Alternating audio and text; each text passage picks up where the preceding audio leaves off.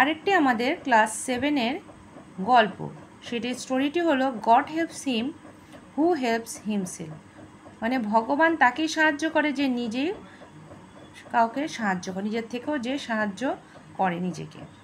One day a cart man was driving a cart. একদিন একজন গরু গাড়ির চালক সে গরু গাড়ি চালাচ্ছিল। He had to cover a long distance, তাকে অনেকটা দূরত্ব যেতে হয়েছিল। Suddenly the cart jerked heavily and stop moving, হঠাৎ করে সেই গরুর গাড়ির চাকা আটকে গিয়েছিল এবং নড়াচড়া করছিল না।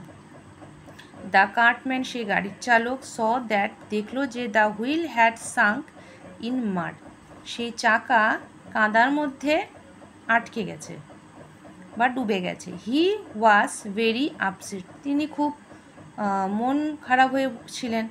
অ্যান্ড ওয়ান্ডার্ড, এবং ভাবছে how he could rich his destination, তিনি ভাবছিলেন যে তিনি কিভাবে তার গন্তব্যস্থলে পৌঁছবেন।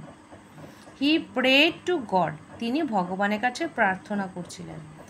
God came to him in disguise of a wise man and advised him to his shoulder to the wheel.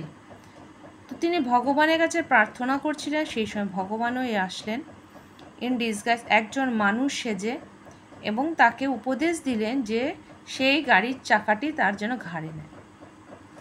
He pulled the wheel, তিনি সেই গাড়িটি ধাক্কা দিলেন অফ দ্য মাড, মানে কাদা থেকে, উইথ গ্রেট এফোর্ট, পুরো শক্তি দিয়ে। দেন দ্য কার স্টার্টেড মুভিং, তারপরে সেই গাড়িটি নড়া শুরু করলো। হি থ্যাঙ্ক দ্য ওয়াইজ ম্যান, তিনি সেই মহান মানুষকে ধন্যবাদ জানালেন।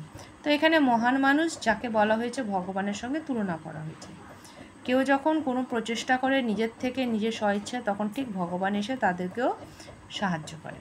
তো হয়ে গেল আমাদের একটি স্টোরি ক্লাস 7-এর সেকেন্ড সামেটিভ এভলিউশনের জন্য। আজ তাহলে রাখছি এ পর্যন্তই।